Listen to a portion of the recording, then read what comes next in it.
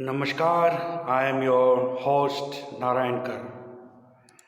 Friends, we all must be thankful to some idiots for their anti CAA write ups in garbage international media like the Washington Post and the New York Times. You must be surprised at this statement. No, I am being ironic here. These agenda jivi patrakars, instead of enlightening the Muslim community on the merits of the CAA, they had fueled their raw emotions.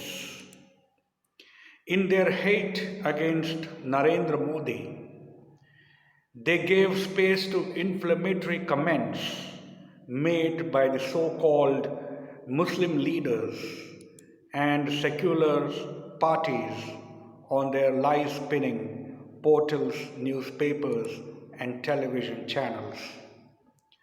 This provoked the Muslim community to such an extent that they resorted to violence and burning properties belonging to the majority community across India.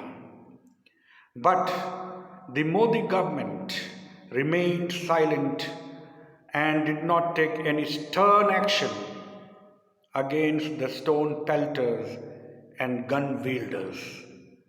This angered the nationalists and the right wingers to such an extent that they started to abuse Home Minister Amit Shah and the NDA government for not arresting the instigators, including the Agenda jivi patrakars.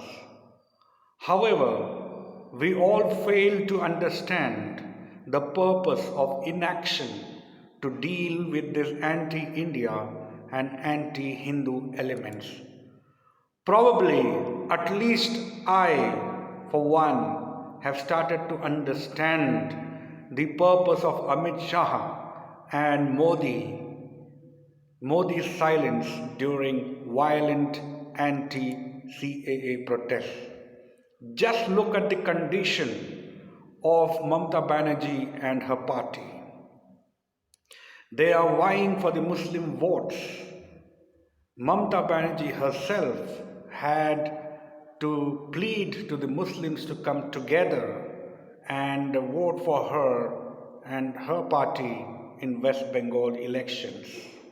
This means that she is not getting the Muslim vote, which was the backbone for her party's success in the last two elections. The anti-CAA campaign by the Lutyens media and the ecosystem has backfired politically. They hardly realized that this would give rise to Muslim aspirations, which would divide their votes among the Owaisi and Furfura Sharif's parties on the one hand and the Congress and the left parties on the other. They also took the Hindu voters for granted, counting out the consolidation probabilities, and this is exactly what has happened, which is worrying Mamata Banerjee and company. So to me, it was a masterstroke on the part of Narendra Modi and Amit Shah to allow anti-Hindu groups to play out their script by not taking coercive action against them. This, of course, is Chanakyaniti. Jai Hind, Vande Mataram.